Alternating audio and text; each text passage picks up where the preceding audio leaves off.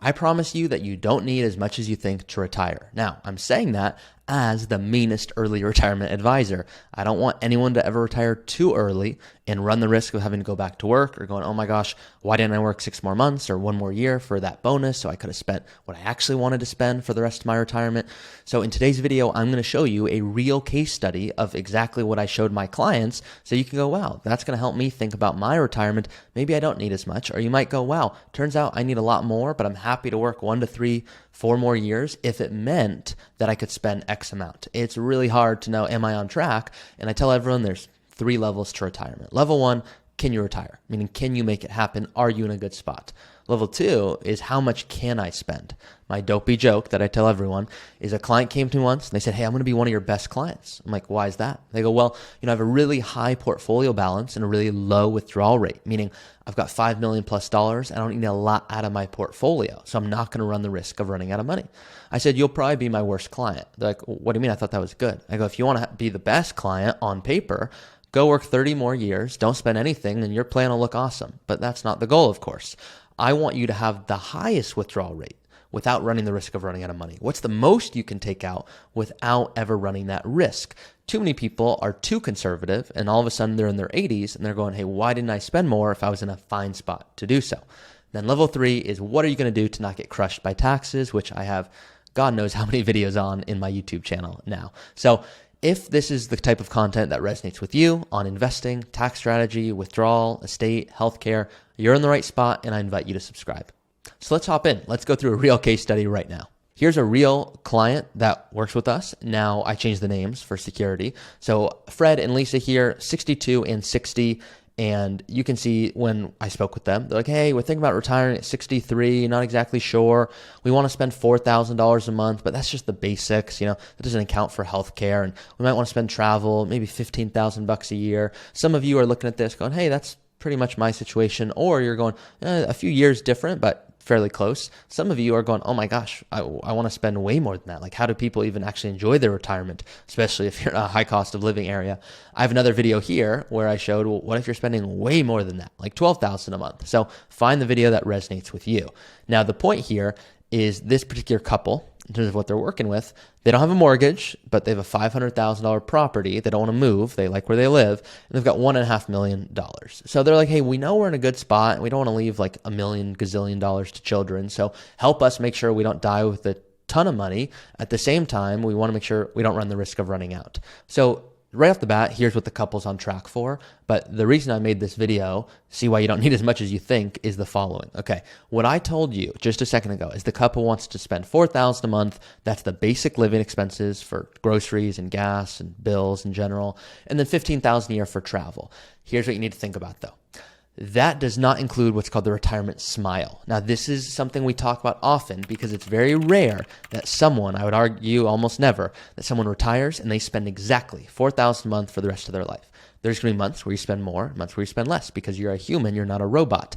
And most planning software does not account for that, meaning they're going to assume it's linear. Look at this. Yep, you're going to spend $4,000 a month through the rest of your life. There's going to be Social Security. You're going to travel. That's just not accurate. So first of all, I'm the meanest early retirement advisor because I don't let anyone retire on this graph. This graph looks good. It looks really good. It's like, oh my God, this couple, they've got $1.5 million.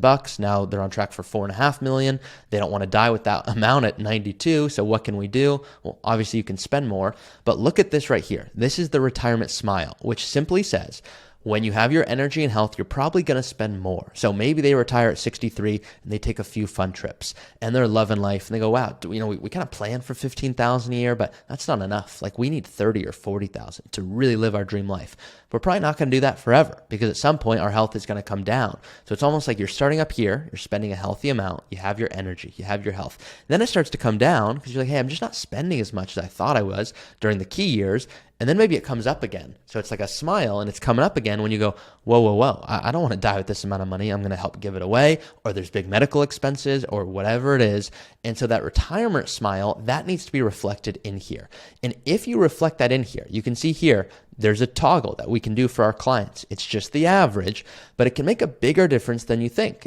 Wait, if I just kind of spend like a traditional retiree where I spend a little bit more at the beginning and then a little less, then a little more at the end, well that's going to add hundreds of thousands of more dollars. Now, this is just the average. So you're going, hey, what is this even tracking for? And there's a lot of logic that's put into the software for us to account for this. Some people, they'll put this in as if it's $1 million, $2 million more. I think they're being too aggressive in those calculations. But the reason I'll show this to a client isn't to say, yeah, go retire on this. This is the average, but for you to think through it. And you might go, Ari, that's great, but to be honest, I know me and I know my spending so well that I'm going to want to spend this amount through like as a minimum, and I might even want to spend more. I go, great. What if you do spend more? So what if you kind of have this smile on, but you don't want to spend $4,000 a month? What if you're totally off and you want $7,000 a month, and you determine it's $7,000 a month and the $15,000 for travel?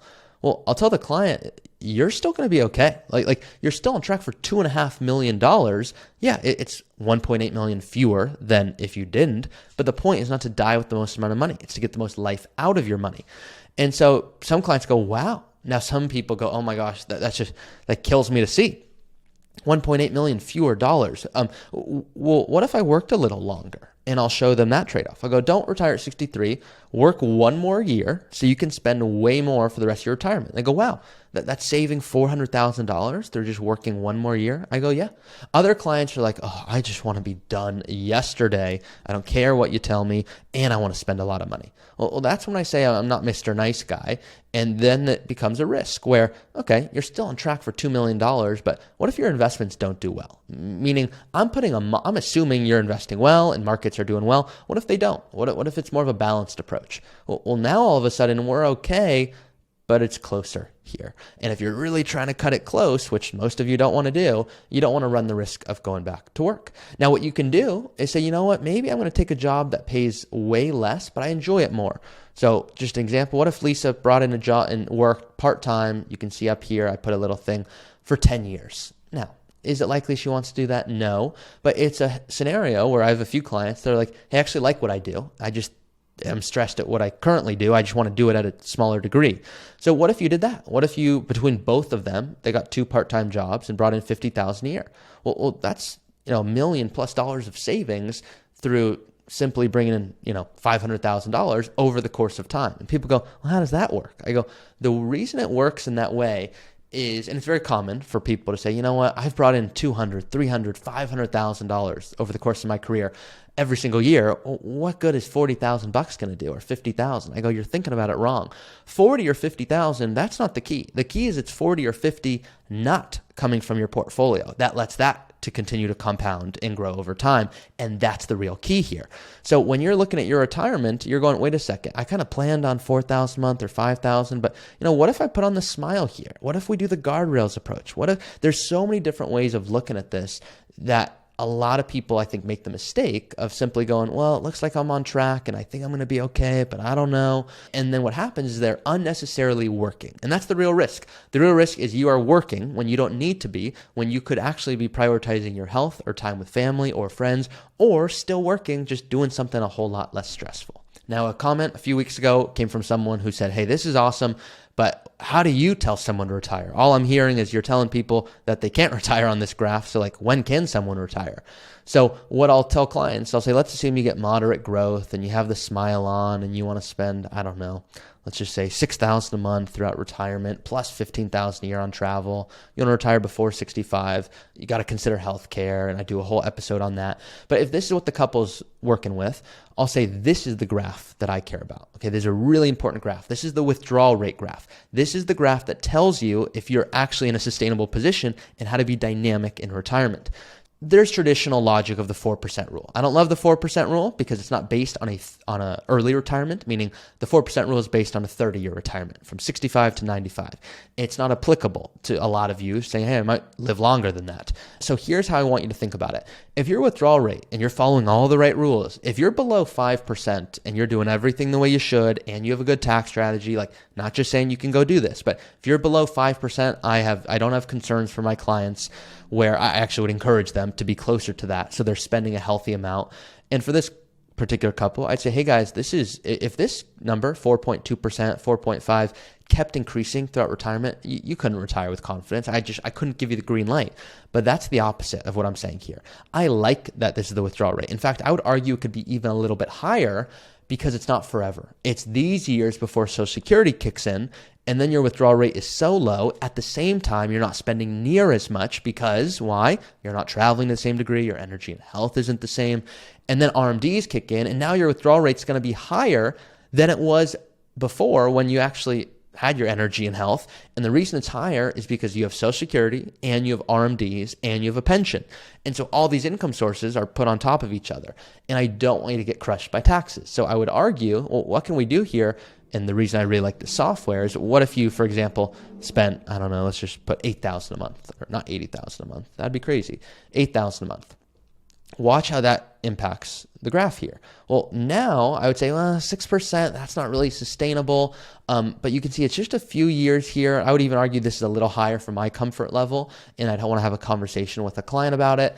And then it decreases here. And then, yeah, it does increase once RMDs begin. But you can see here, okay, this is more in alignment. So it's more so about, so let me say it this way. It's less so about what's the exact withdrawal rate number, because if this said 6%, but the following year Social Security got turned on, well, I'd be okay with 6% for a single year. Now, if markets took a downturn and you wanted to travel and you're going, hey, I've got to do this remodel, I'd go, well, now that's putting us in a tougher spot. Let's consider maybe parsing this out over a few years.